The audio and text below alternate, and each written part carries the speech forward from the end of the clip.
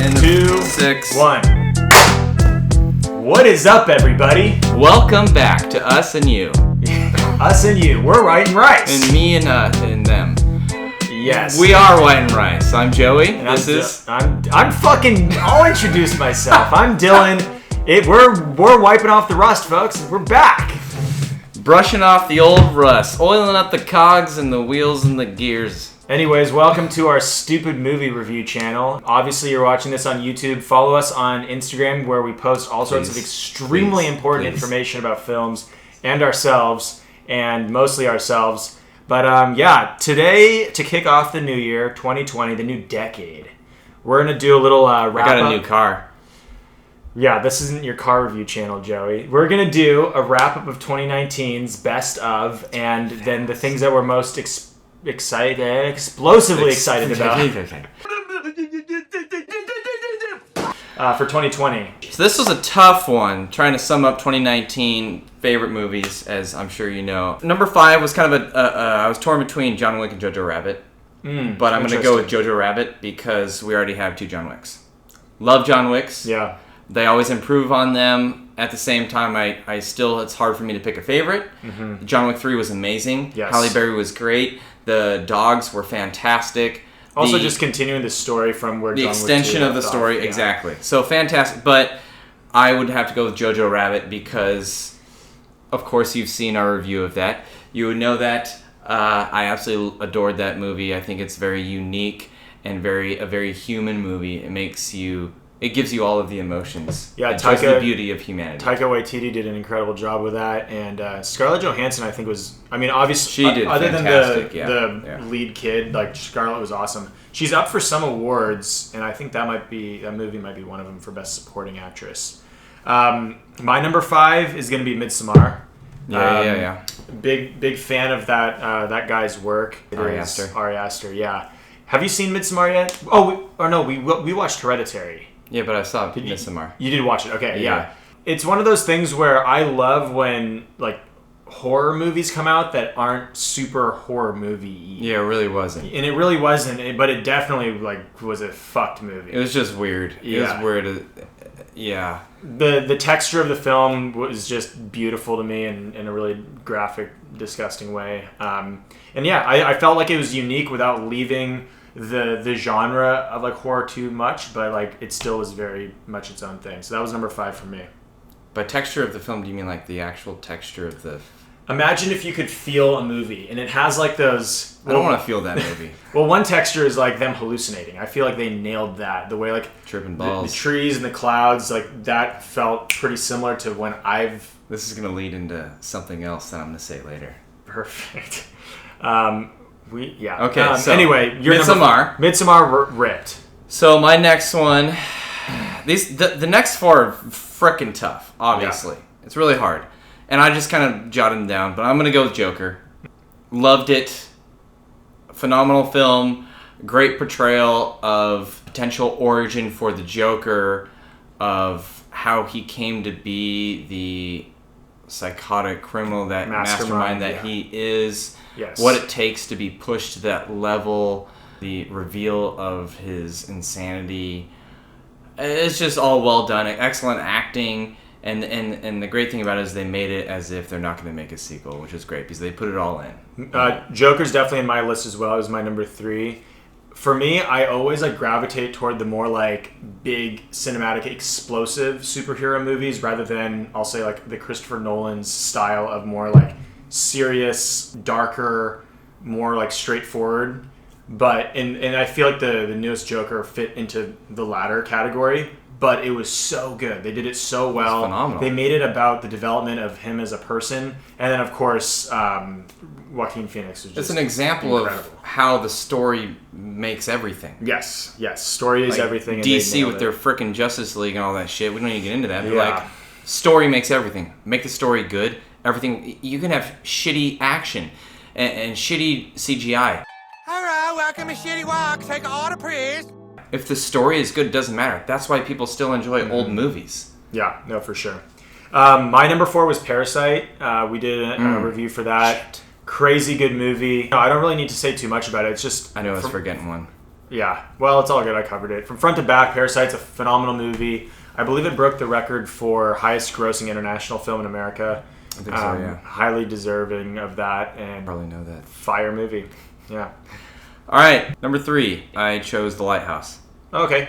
Hell Yeah. yeah. That's also on my list. Loved it. My number 3 was Joker. Lighthouse, again, is just a very unique film about two guys going crazy. The way they filmed it, black and white, what the actors had to go through, the audiences allowed to interpret Yes. it however you'd like. It's very, very much one of those films that you figured out for yourself. Spectacular acting, spectacular screenplay, and The sets, everything. the dialogue, the monologue. That's what I was like, the dialogue, a movie that exactly. literally had 2 actors, other than a little bit of that weird Yeah. freaking mermaid. My number 1 movie for Hot 2019.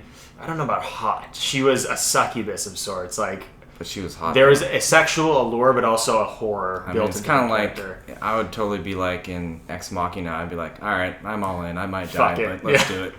My favorite movie for 2019 was The Lighthouse, for all the Wait. reasons that Joey said. We're on number 2. We are on number 2, but you mentioned The Lighthouse, so I'm just saying my number 1 was The Don't Lighthouse. ruin it. Well, it Spoiler. doesn't fucking matter. The whole point What's being your is- number 2? My number 2 is Uncut Gems. Came out on Christmas Day, 2019. Yeah.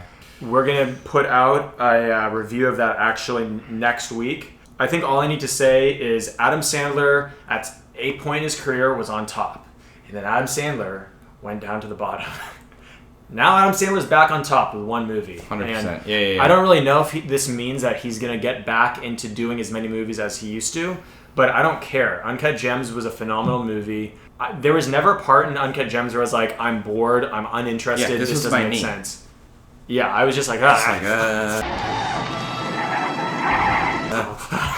just chewing off all of my fingernails. So stressed. Yeah, that's the most anxiety-ridden movie ever. But yeah, Uncut Gems is my number 2. The reason I didn't put that on here is it was a phenomenal movie. We'll get into it in our review, obviously, but I don't think it was as unique as the ones I've mentioned. Fair. Right? Anyway, number 2, Once Upon a Time in Hollywood. Fucking love that movie. I'm sorry for cursing. We never did a review on it, which it is what it is. If we Maybe did a we'll review on do- it, it would be at least 2.5 hours long. Yeah. To match the length. Obviously, of 2 hours, 40 the minutes, movie. technically. Absolutely love that movie. I feel like it's refreshing, apart from Quentin Tarantino's other movies, because it's more of a comedy. And His movies always have that comedic element. they do, but this was like it was a comedy. Like, It's also like really sad and morose and like contemplative. not Dude, really. the scene where he's like talking to that little girl and It was like, hilarious. It's funny, but he's also like bawling and you're like so uncomfortable. No, I was laughing my ass off because he's like, yeah. it's describing his own life, Yeah. and he's just like, what did she say? She said something like, Something extremely I profound. hope I never have to feel that way. And he's like, you're about 15 years away or something like that. It's okay, Caleb. It's okay. Sounds like a really sad book. Poor Easy Breezy. I'm practically crying and I haven't even read it.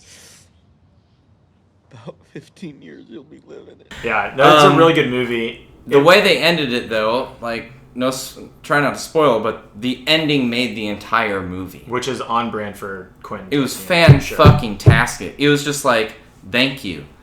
Thank you. Anyway, I loved that film. Yeah. It was great. Good movie. I saw it twice. The first time, it just felt like it was dragging a lot for me, but that's also how I felt when I saw, what was it, like, something 8? Hateful Eight? Hateful Eight. You need But to it's- watch that again, then. No, Hateful Eight or... Yeah.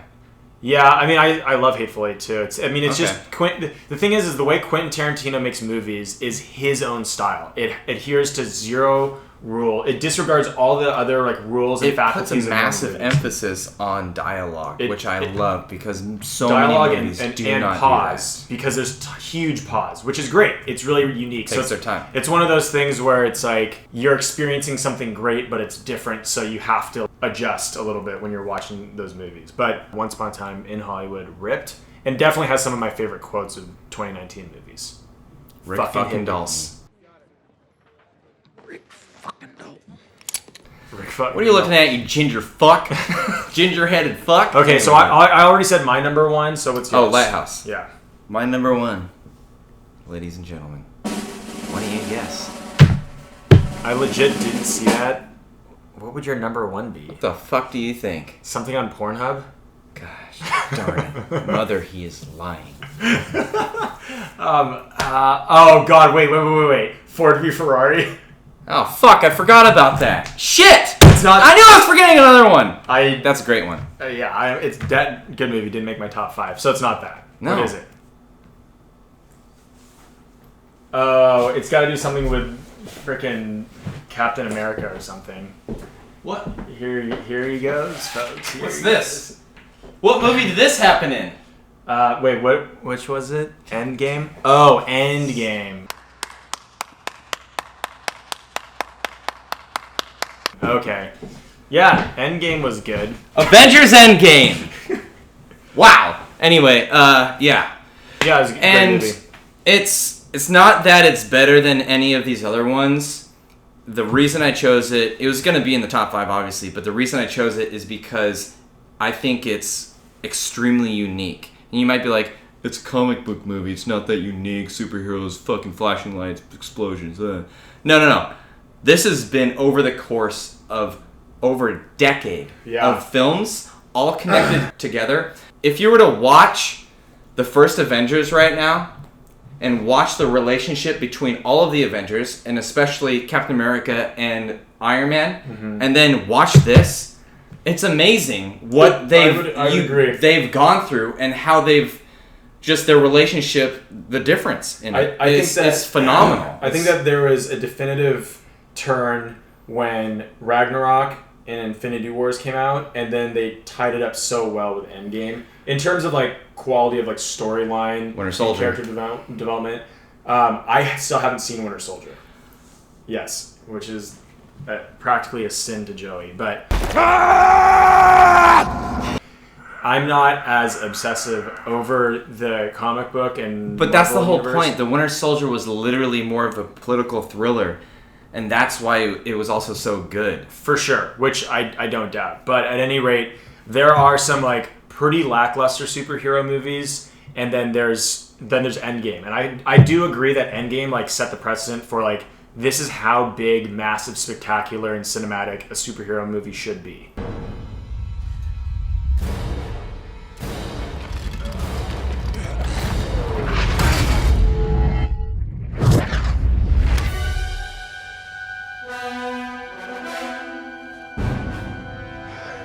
I knew it.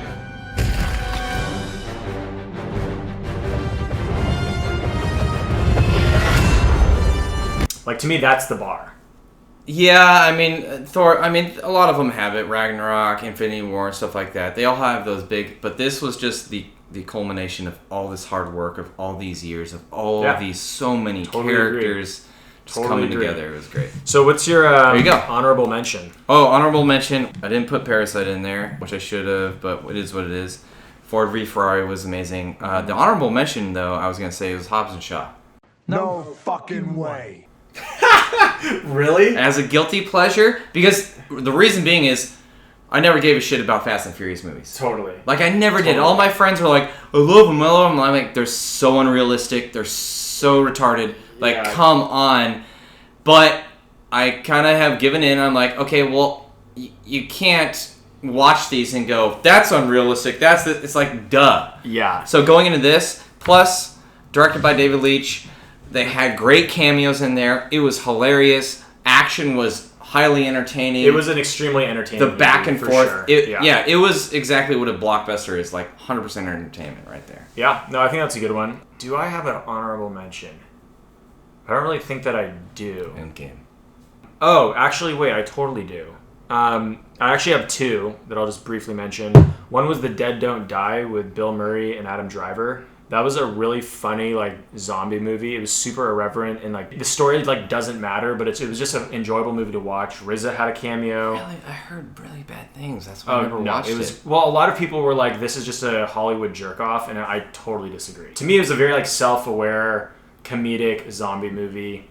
I thought The Dead Don't Die is great. And then Polar with Mads Mikkelsen was so sick. Have you seen that yet? No. It was on, I think it released on Netflix, and it was one of the few things released through Netflix that was like, whoa.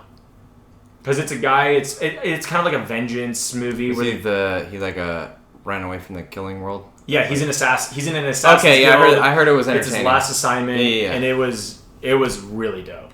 It was entertaining. It was cool. And also, Mads Mikkelsen is just a savage. Yeah, no, that I love guy's so sick. He's phenomenal. Yeah. So, yeah, cool. That wraps up 2019. Year's friggin' done and over with. Yeah. Stoked about that. Got a new car. BMW 133 at 5i. Still driving my Ford fucking Focus. Baby rips. All right, 2020. What are we stoked about? Okay, in no particular order for the most part. All right, so 1917. If you don't get there in time, we will lose 1,600 men. Your brother among them. Good luck.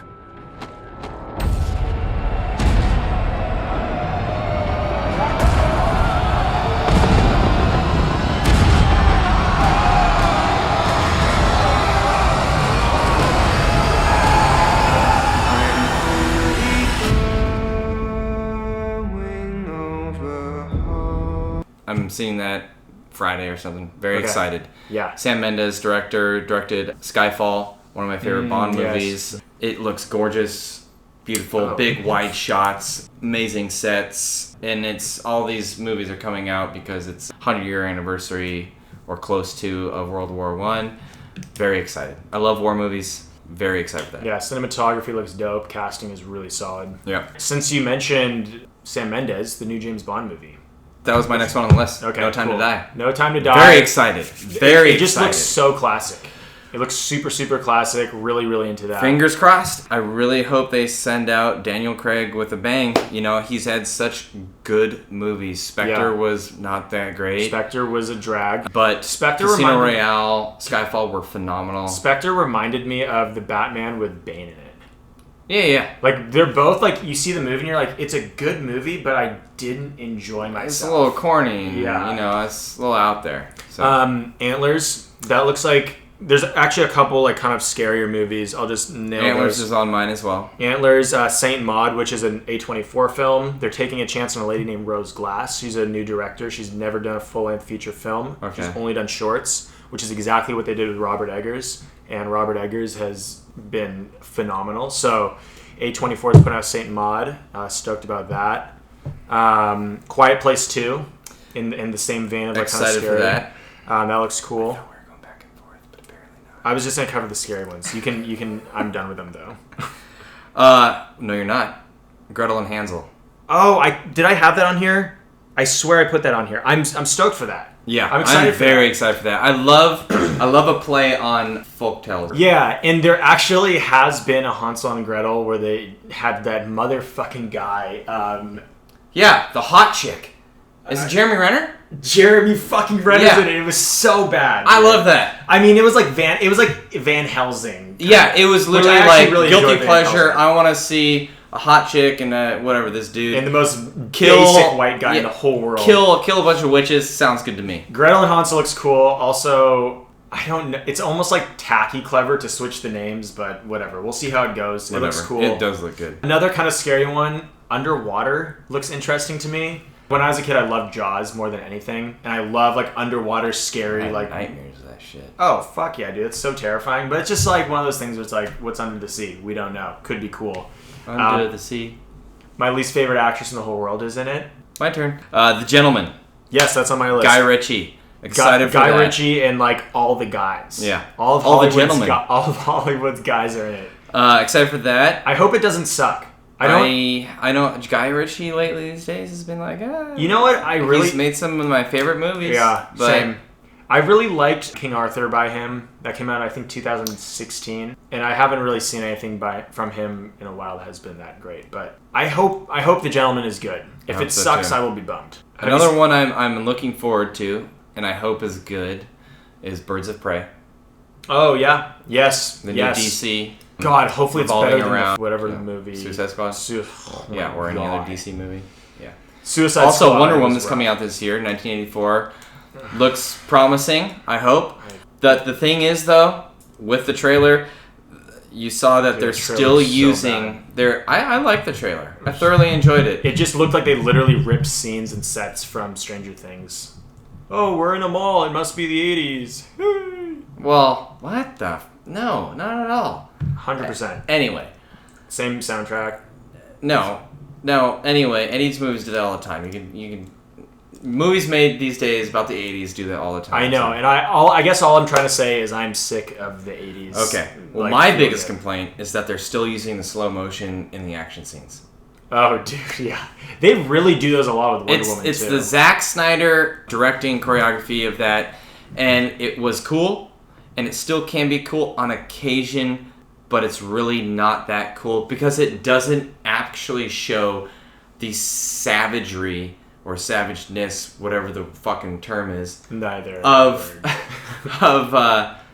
the actual punches and stuff. Yeah. Like John Wick, it's like bam, bam, bam, bam. Like you so see fast, him, right? So fast. But when you see Wonder Woman go like this and like slow down and like do a punch, you're like, no, I want to see the boom, like lightning fast, can't even see her fist. The guy goes flying through the freaking wall. I want to see it happen like that. Zack Snyder is a snail. Okay, I'm really excited for Hunters, the new Jordan Peele movie. Have you seen the trailer for that? Oh yes, The I just did. Nazi Hunters. It's the Amazon Prime. Yes, Jordan Peele. Very excited. Jordan Peele's really coming up in this game, and Dude, he is already there. I haven't seen Us yet. Have you seen that? Oh yeah, I really need to watch thoroughly Us. enjoyed it. Actually, kind of confusing at the end. Yeah, Can't really figure out the whole story. I think that was the point. Tenet. That's the new Robert Pattinson and John David Washington movie. Tenet looks super, super cool. It's kind of like Inception vibe, where it's like these guys who are going back and altering time and killing people and whatever. Looks great. Tenet looks cool. The rhythm section.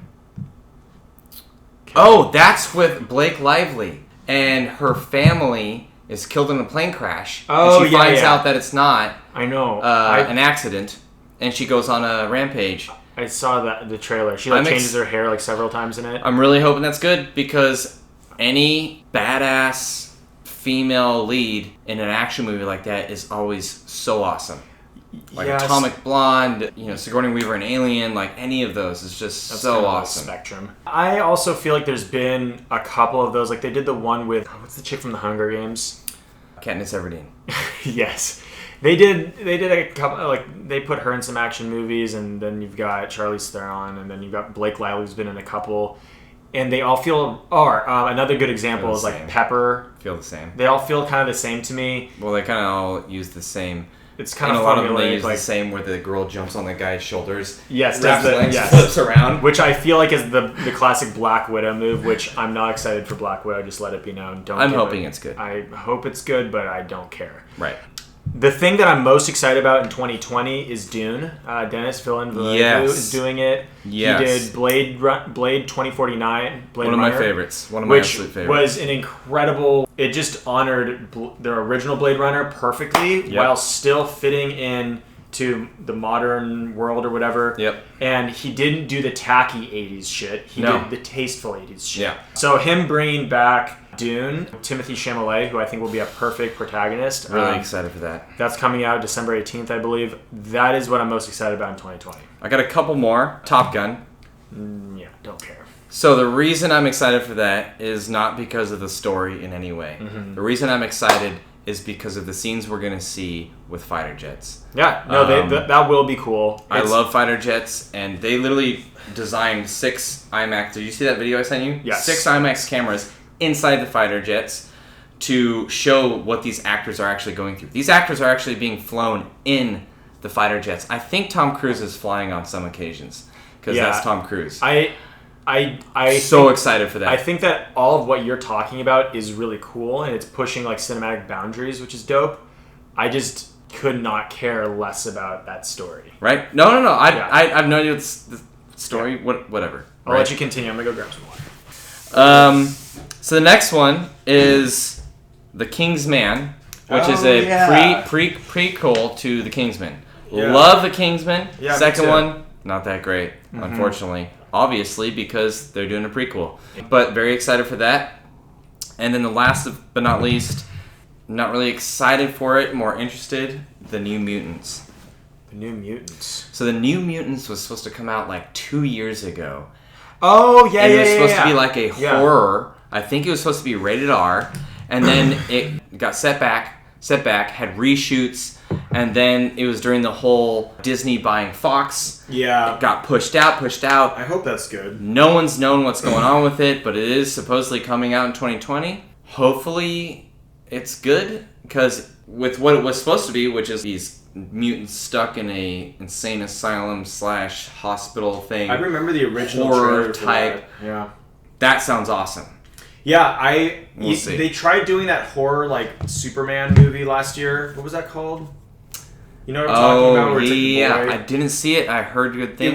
It wasn't that great. It was nothing to write home about. And it's also one of those things where it's like, if you get the right director and the right cast and the right, like, if all the parts are there, like, it's going to be a good movie, obviously. But yeah, I don't know. I don't have high hopes for that Mutants, but it'd be cool if I'm just hoping. Yeah, I'm hoping too. Two things that I just will mention for 2021.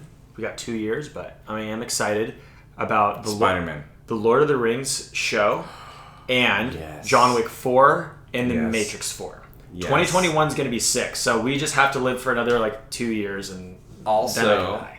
I wouldn't be surprised if the Halo series is coming out then. That would be dope as well. The Halo series based off of the video game, which I'm the biggest freaking big nerd fan about.